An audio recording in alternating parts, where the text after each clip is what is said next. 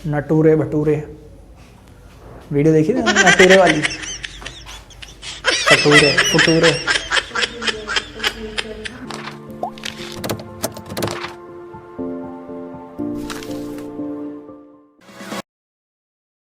आइए दोस्तों शुरू करते हैं अपनी एक्सरसाइज 13.1 और उसका क्वेश्चन नंबर 1 एक बार रीड कीजिए।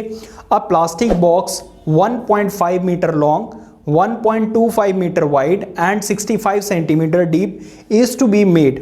It is to be opened at the top. Ignoring the thickness of the plastic sheet, determine. पहले आपको क्या बताना है? The area of the sheet required for making the box. Second में आपको बताना है the cost of the sheet for it. If a sheet measuring 1 meter square cost 20 rupees. ठीक है, तो वो क्या कह रहे हैं कि भाई ऐसा आपको कोई बॉक्स बनाना है बट उसको ओपन रखना है कहां से? टॉप से, मतलब ऊपर से ये खुला हुआ रहेगा। तो अब आप शीट कहां कहां पर लगाएंगे? मैं एक बार फिर से आपको बता दूं, इसकी लेंथ आपको दी हुई है 1.5 मीटर, ब्रेथ इसकी दी हुई है 1.25 मीटर, लेकिन हाइट जो बेटा दी हुई है दैट इज 65 सेंटीमीटर। तो बाकी सब कुछ अगर मीटर में है तो बेटा ये भी किस में होना चाहिए? मीटर में। और मीटर में कन्वर्ट करने के लिए हमें क्या करना होता है? हमें इसको 100 से डिवाइड करना होता है। तो जब आप सॉल्व करोगे यू विल गेट 0.65 मीटर। इतनी बात समझ में आ गई। अब आप मुझे ये बताइए, अगर मैं इस बॉक्स की टोटल सरफेस एरिया निकालूं तो एक तो इसकी 4 साइड्स का हो एरिया और बाद में इस बेस का भी। तो पहले तो हम निकालते हैं फर्स्ट टोटल शीट रिक्वायर्ड या total area of the sheet required. क्या होगा? देखो, जिन बच्चों ने मेरी इंट्रोडक्शन वाली वीडियो देखी है उनको अच्छे से पता होगा कि कौन सा फॉर्मूला यूज करना है, लेकिन जो पहली बार देख रहे हैं मैं उनको फिर भी समझा देता हूं। देखिए, फ्रंट वाला जो फेस आपको नजर आ रहा है वो रेक्टेंगुलर शेप का है और रेक्टेंगल का एरिया क्या होता है? L इंटू बी, लेकिन यहां पे B की जगह पर क्या है? H, तो आप क्या लिखोगे? L into H। अब आप सही से देखो तो एक फ्रंट में ऐसा फेस है और सेम ऐसा ही एक बैक में है, तो टोटल कितने हो गए? 2 प्लस। अब आप यहां पर भी शीट लगाओगे तो ये भी क्या है? रेक्टेंगुलर शेप का, और रेक्टेंगल का एरिया क्या होता है? L इंटू बी, लेकिन यहां पर क्या है? B और यहां पर क्या है? H, तो इसका एरिया क्या हो जाएगा? B into H। ऐसा ही जैसा इधर है वैसा ही सेम एक उस तरफ भी फेस है, तो टोटल यहां पर हो जाएंगे प्लस इस बेस का भी एरिया आपको ऐड करना है, और बेस भी बेटा रेक्टेंगुलर है तो इसका एरिया क्या हो जाएगा? L into B. ये तो फॉर्मूला हो गया। अब आप वैल्यूज पुट कीजिए और आंसर निकालिए। 2 इंटू एल, एल की वैल्यू कितनी है भाई? 1.5। बी की एच की वैल्यू कितनी है? 0.65। 2 इंटू बी की वैल्यू कितनी है? 1.25 इंटू एच की वैल्यू कितनी है? एच की value 0.65 plus L into B, L की वैल्यू 1.5 इंटू बी की वैल्यू 1.25। ठीक है, इसको सॉल्व करोगे 3 आ जाएगा, 3 को इससे मल्टीप्लाई करो तो 3 5 जा 15, कैरी 1, 3 6 जा 18, 18 प्लस 1 कितना हो जाएगा? 19। ठीक है, प्लस इसको अगर आप मल्टीप्लाई करोगे तो 2.5 आ जाएगा। ठीक है, सॉरी 3.5 आ जाएगा, नहीं 2.5 आएगा। तो 2.5 जब आप करोगे तो कितना आ जाएगा?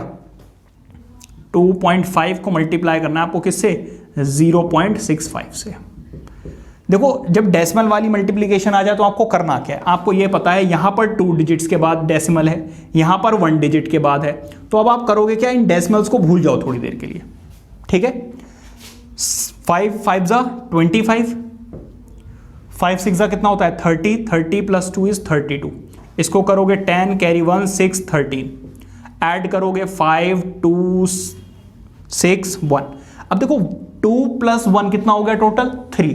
तो अब आप क्या करोगे? 3 डिजिट्स के बाद आप डेसिमल लगा दीजिए, वही आपका आंसर है। सो दिस इज 1.625 प्लस इन दोनों को भी मल्टीप्लाई करना है, तो भाई इन दोनों को मल्टीप्लाई करोगे तो 1.25 और 15 मतलब 1.5। मैंने आपको क्या बताया? यहां पर 2 डिजिट्स के बाद डेसिमल है, यहां पर 1 डिजिट के बाद। अब आप इसको सिंपली मल्टीप्लाई कीजिए, 2 + 1 कितना हो गया 3 डिजिट्स के बाद जो भी आपका आंसर आएगा 3 डिजिट्स के बाद आप डेसिमल पुट कर दोगे। 5 5 = 25 कैरी 2, 5 2 = 10, 12 कैरी 1, 5 6, 5 2 1 ऐड करोगे 5 7 8 1, टोटल कितने हो गए बेटा 3 डिजिट्स के बाद आप क्या कर दोगे डेसिमल लगा दोगे, यही आपका आंसर हो गया। अब आपको क्या करना है बेटा, अब आपको करनी है एडिशन। इसमें इसको ऐड करना है एक तो आपको,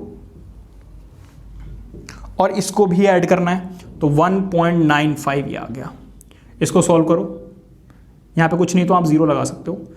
यहां पर 10 आ गया कैरी 1, 8 + 2 कितना हो गया 10, 10 + 5 15 कैरी 1, 9 + 1 कितना हो गया 10, 10 + 14 कितना हो गया 10 + 14 24 कैरी 2, 3 और 2 कितना आ गया 5।